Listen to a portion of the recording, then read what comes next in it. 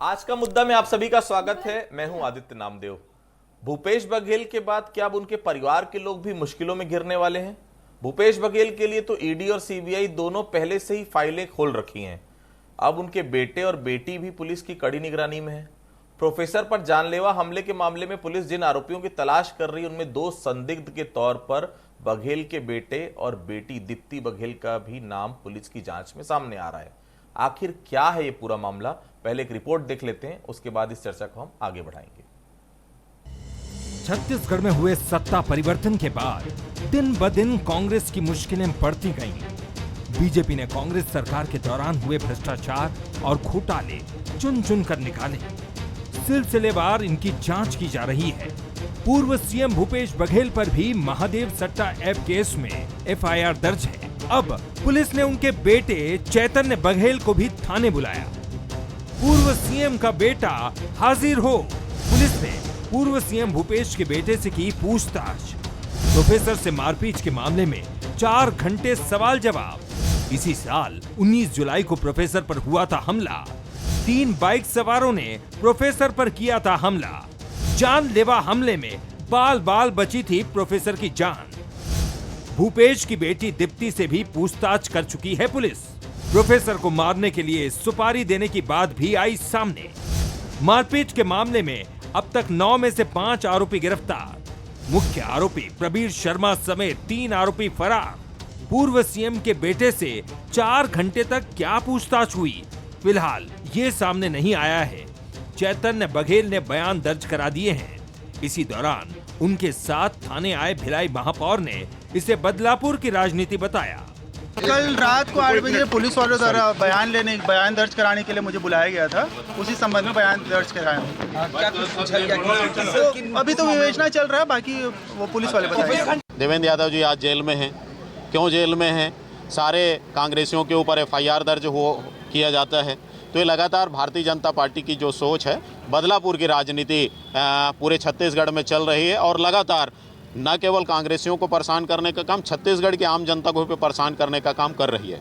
कांग्रेस के आरोपों पर बीजेपी का पलटवार भी सामने आया।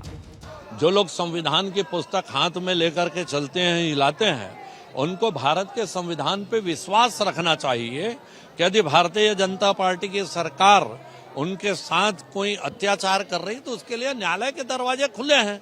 यदि वो दोषी नहीं है तो न्यायालय उनको उसी समय जमानत देगा और जो अधिकारी और जो सरकार उनके साथ ऐसा व्यवहार कर रही है उसको न्यायालय फटकार भी लगाएगा। दुर्ग भिलाई में कांग्रेस के लिए ये दूसरी बड़ी मुसीबत है। बलौदाबाजार मामले में भिलाई से कांग्रेस विधायक देवेंद्र यादव जेल में बंद हैं।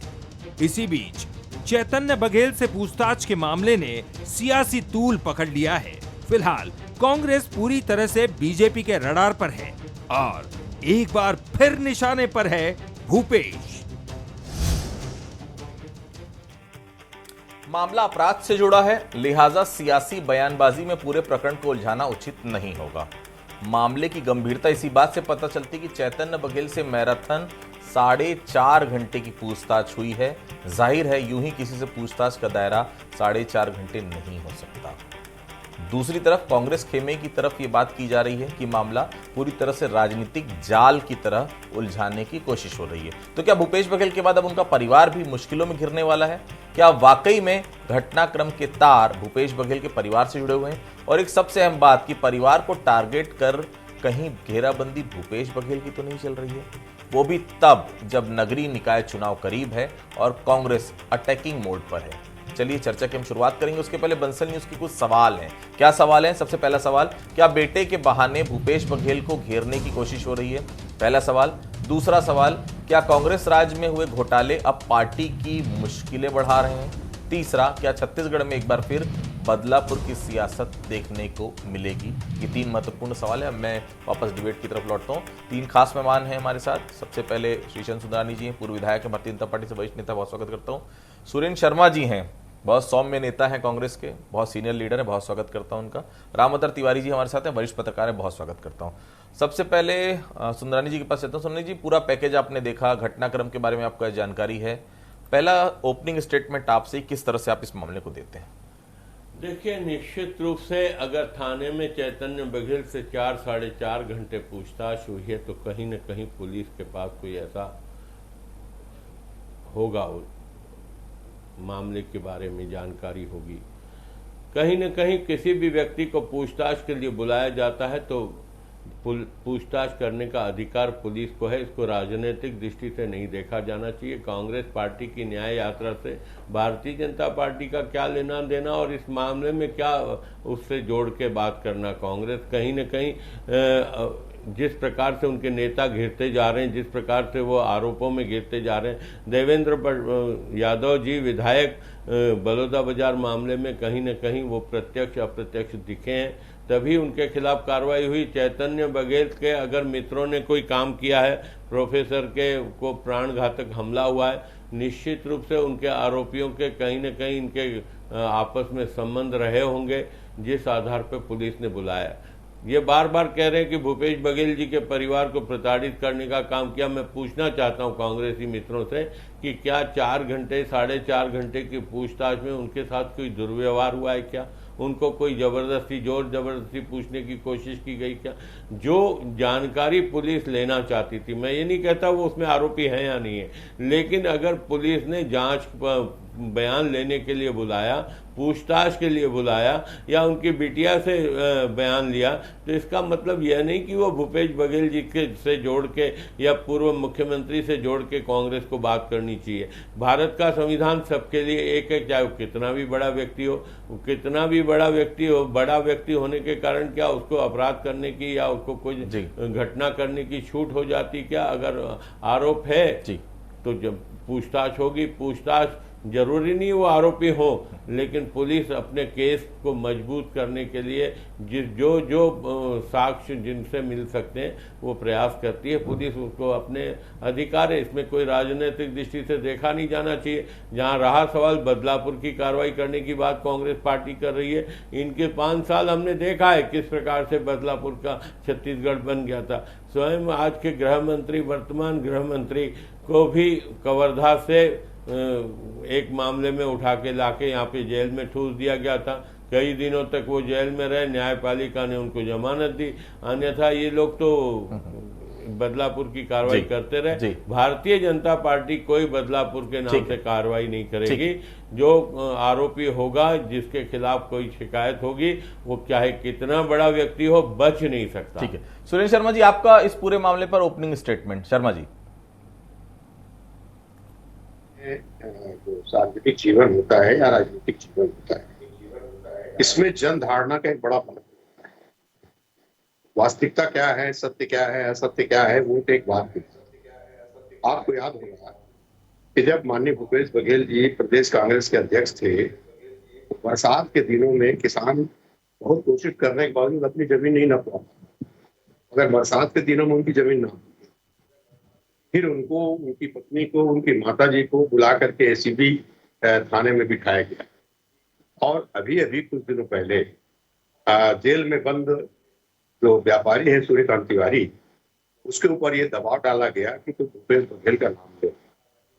फिर बलौदा बाजार की घटना में, मैं तो बलौदा बाजार का रहने वाला हूँ, मेरे मालूम है कि किन लोग शामिल थे, किन लोग नहीं शामिल थे, मगर जिस तरह से तमाम कांग्रेसियों को नामजद किया जा रहा है और नामजद करके गिरफ्तारी की जा रही है, तो ऐसे परिस्थिति में एक जो प्रशासन की, पुलिस की विश्वसनीयता है, निष्पक्षता है, उस पर एक प्रश्न चिन्ह है। और छत्तीसगढ़ में बिगड़ती हुई जो कानून व्यवस्था है और पुलिस के ऊपर जो शासन का हस्तक्षेप है, शासन का हस्तक्षेप है, उसके कारण जो एक अविश्वसनीयता की स्थिति निर्मित हुई है, इसलिए आज ये बात उठ रही है। चैतन्य बघेल जी को या उनकी बहन को ला करके थाने में पूछताछ करना कोई बहुत बड़ी बात नहीं है। अगर ऐसा नहीं है कि कोई बहुत बड़ी घटना होगी। सवाल इस बात का है कि इन सारे परिप्रेक्ष्यों को अगर आप देखें, और चूंकि भूपेश बघेल जी एक राजनीतिक व्यक्ति हैं और भारतीय जनता पार्टी की नीति हमेशा से ये रही है कि अपने विपक्षी लोगों को, आवाज उठाने वाले लोगों को, चुनौती देने वाले लोगों को तरह तरह के ईडी से, सीबीआई से, पुलिस से भयभीत करने का प्रयास, प्रताड़ित करने का प्रयास, खरीदने का प्रयास, चुप करने का प्रयास या अपने साथ मिला लेने का प्रयास भारतीय जनता पार्टी करती है। एक नहीं, इसके एक हजारों उदाहरण है। तो आज जो भारतीय जनता पार्टी के प्रति और इस सरकार के प्रति आम जनता में छत्तीसगढ़ में जो विश्वास का वातावरण बना है, उसके कारण ये प्रश्न उठ रहा है कि ये प्रयास भी एक राजनीतिक प्रयास हो सकता है। चैतन्य बघेल जी ने तो कहा है कि पुलिस ने मुझको बयान देने के लिए बुलाया था, उन्होंने जाकर पूरा सहयोग दिया है, अपना बयान दिया है। कोई भी पुलिस बुलाएगी, बयान देने में कोई दिक्कत नहीं है। किसी मामले में अगर निष्पक्ष कार्रवाई होती तब भी कोई दिक्कत नहीं है। दिक्कत यह है कि आप अपनी विश्वसनीयता को बरकरार कैसे रखेंगे, आप अपनी निष्पक्षता को बरकरार कैसे रखेंगे, उस पर आज एक सवाल खड़ा हुआ है, इसलिए ये बात ठीक ठीक है। राउतर जी, आपने सुरेंद्र शर्मा जी को भी सुना, सुंदरानी साहब को भी सुना, समीक्षा कर दीजिए दोनों के स्टेटमेंट की कि केवल तर्क है ये जो आपस में दी जा रहे हैं या केवल राजनीति। तिवारी साहब, कल ही कांग्रेस का पदयात्रा निकल रहा है, उसमें भी ये आरोप है कि कांग्रेस के लोगों को राजनीतिक दुर्भावनावश कार्रवाई की जाए, इसलिए बड़े स्तर पर आंदोलन की तैयारी चल रही है।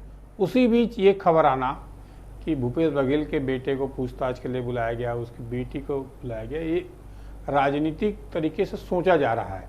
परंतु क्या कार्रवाई हुई है, एक घटनाक्रम है, उस घटनाक्रम में कुछ लोग गिरफ्तार हैं, कुछ लोग फरार हैं, उसी मामले में पूछताछ के लिए बुलाया गया था, ऐसा कहा जा रहा है। क्योंकि राजनीति से जुड़े बड़ा परिवार है, इसलिए ये मामला सुर्खियों में है। इसमें ये बात है कि एजेंसी को, पुलिस को इस मामले की निष्पक्ष जांच करनी चाहिए। जो दोषी हैं, जो बयान हैं, जो घायल हैं, जो पीड़ित हैं, वो सब जानते हैं, प्रोफेसर हैं, वो कॉलेज के लोगों ने सब देखा समझा हुआ। जो घटनाक्रम है उसमें निष्पक्ष जांच होनी चाहिए। इसमें अगर राजनीति घुसेगी तो दुर्भावना होगा, आरोप प्रत्यारोप होंगे, तो राजनीति करिए, घर परिवार और इस तरह के प्रताड़ित करने का अगर संदेश गया तो भूपेश को पहले भी जेल जाने से सहानुभूति मिल गई है, फिर से सहानुभूति मिल सकती है, तो उल्टा दांव भी पड़ सकता है अगर इसमें राजनीति हुई तो। अगर प्रशासन अपनी कार्रवाई कर रही होगी, मामला निष्पक्ष होगा, जांच निष्पक्ष होगा, जो दोषी हैं वो जेल जाएंगे, कड़ी कार्रवाई होनी चाहिए। क्योंकि ये संवेदनशील मामला है। संवेदनशील मामले पर जो इस समय प्रशासन का, खासकर पुलिस प्रशासन का, इस समय दुर्ग में बड़ी बड़ी घटनाएं लगातार हो रही है। उन घटनाओं के कारण पुलिस का वहाँ दबाव है। पुलिस की कार्यप्रणाली पर पहले भी भिलाई में इस तरह के सवाल उठ रहे हैं।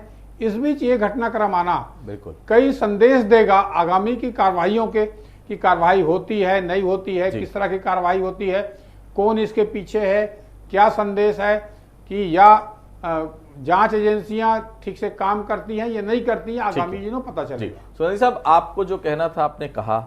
लोगों के मन में जो सवाल आ रहा है सुंदरानी साहब कि भूपेश बघेल पर दुर्ग पुलिस पर आरोप लगाया, भूपेश बघेल ने आक्रमण लगातार भूपेश बघेल ने किया, कानून व्यवस्था पर कांग्रेस लगातार सवाल उठा रही है, कहीं ये वजह तो नहीं है चैतन्य और दीप्ति बघेल से पूछताछ? सुंदरानी साहब, नहीं, आदरणीय आदित्य जी, क्या भूपेश बघेल आक्रामकता दिखाएं, भूपेश बघेल संघर्ष करें, भूपेश बघेल आंदोलन करें, इसीलिए अगर किसी आरोप में उनका नाम आता है या कोई उनके ऊपर शक आता है, कोई चाहे वो महादेव सट्टा ऐप के मामला हो या अन्य मामले में, या जैसे चैतन्य बघेल जी के खिलाफ आज जैसे बात उठी, थाने में बुलाकर बयान दिया गया, सिर्फ बयान लिया गया, कोई उनके पर आरोप लगाया गया, ऐसा कुछ नहीं है अभी तक। लेकिन इससे ये बात क्या साबित हो जाती कि क्या बड़े लोगों को कार्रवाई नहीं होना चाहिए? क्या कानून में बड़े लोगों के लिए छूट है? क्या कानून में जो भूपेश बघेल को छूट मिले?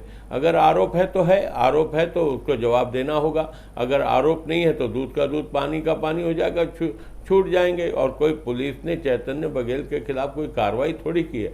अगर किसी घटना में उनके मित्र या उनके सहयोगी या उनके परिवार के नज़दीकी लोग हैं तो जरूर उनसे पूछताछ के लिए बुलाया गया होगा कि क्यों आप बताइए क्या क्या है, क्या इस प्रकरण के बारे में आप क्या जानते हो, ये सारी बातें जानने के लिए बुलाया होगा संभवतः। और इसी को एक ऐसा माहौल बना रही कांग्रेस पार्टी, मानो पूरा कांग्रेस पार्टी पे हमला हो गया। अरे भाई, एक चैतन्य बघेल एक आम नागरिक है, मुख्यमंत्री का बेटा हो सकता है, लेकिन मुख्यमंत्री के बेटे को सारी छूट थोड़ी मिलेगी। क्या मुख्यमंत्री का बेटा है, पूर्व मुख्यमंत्री का बेटा है, इसलिए पुलिस क्या घर जाके उनसे बयान लेगी? जो प्रक्रिया है वो तो निपटाएगी, प्रक्रिया प्रक्रिया से ही पुलिस काम करेगी ना।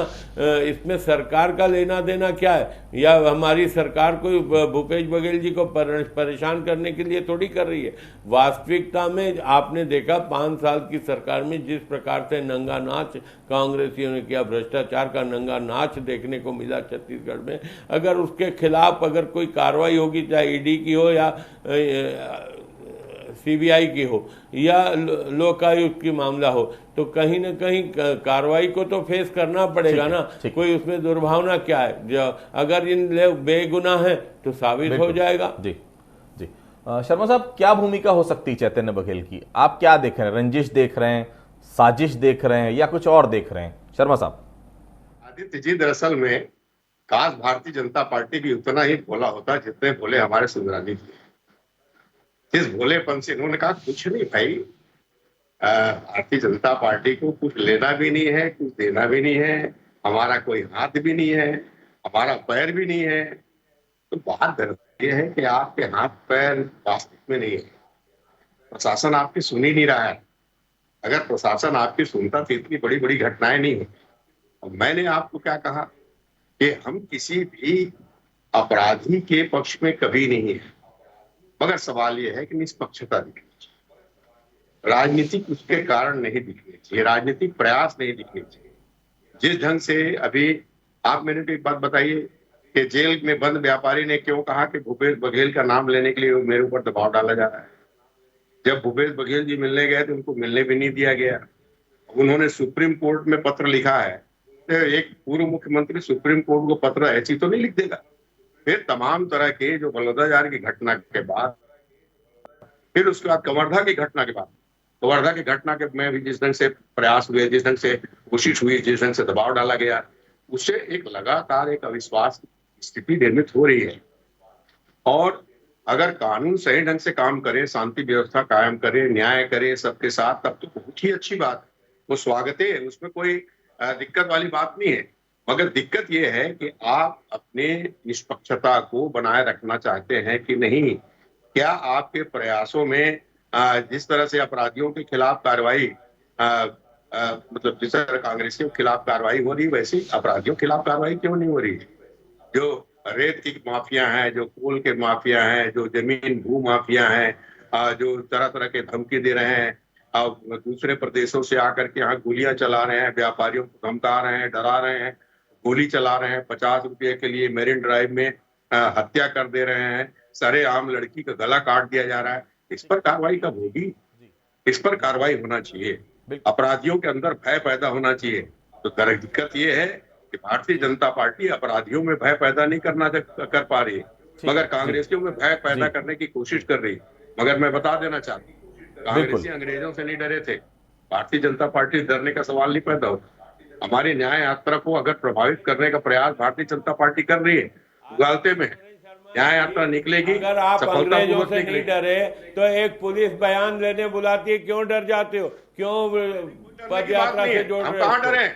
अरे वो तो बयान देने गए, 4 घंटे बैठ के बयान दिया, डरने का क्या नहीं सवाल होते है? तो आरोप क्यों लगा? नहीं, डरने का मैं लौटूंगा शर्मा साहब, पैदा मेरे को होता। रामतर जी के पास। रामतर जी, भूपेश बघेल जब प्रदेश अध्यक्ष थे तो जमीन का मामला सामने आया था, आपको याद होगा, ईओडब्ल्यू के साथ, ईओडब्ल्यू के ऑफिस में पूरे परिवार के साथ जाकर बैठ गए थे, बहुत अच्छे से याद होगा आपको। दूसरा मामला आ रहा है, वो भी तब जब कोयला घोटाला हो गया, शराब घोटाला हो गया, इन सभी में परिवार की तरफ आंच नहीं उठी थी। अब इस मामले में परिवार आ गया। रामतर जी, देखिए, इस मामले में जिस तरह की बातें आ रही है उससे 2 प्रकार की बात। एक, प्रोफेसर पर हमला क्यों हुआ, दूसरा जो है हमला हुआ तो उस पर निष्पक्ष जांच होनी चाहिए। क्या वो प्रोफेसर भी दोषी है क्या, या सिर्फ अकेले जो हमला किए वो दोषी हैं? एक बात। दूसरा बात, इस तरह की जो बातें हैं, राजनीति अपनी सब जगह चलती रहे, जो निजी हमले हैं, परिवार पर हमले हैं, वो नहीं होना चाहिए। अगर वो हुआ तो राजनीति में सहानुभूति मिलती है, खासकर छत्तीसगढ़ में देखेंगे तो दूसरी बात यह है कि भूपेश बघेल क्योंकि आक्रामक नेता हैं और सरकार के खिलाफ मुखर हैं, इसलिए जब ये पूछताछ हो रही है तो ये संदेश जा रहा है। राजनीति में संदेश का बहुत महत्वपूर्ण भूमिका रहती है, उससे जनमानस तैयार होता है और आगे जाके वो मतदान में तब्दील हो जाता है। तो आगे जो चल रहा है इस समय, या कांग्रेस की तरफ से कोशिश की जा रही है कि ये निजी हमले हो रहे हैं, व्यक्तिगत हमले हो रहे हैं, उनके परिवार को नहीं छोड़ा जा रहा है, ये कांग्रेस की तरफ हो रहा है, या दूसरी तरफ उसकी आक्रामकता को देखते हुए भाजपा ऐसी कोशिश कर रही है कि किसी भी मामले में कुछ भी तरीके से दबाया जाए।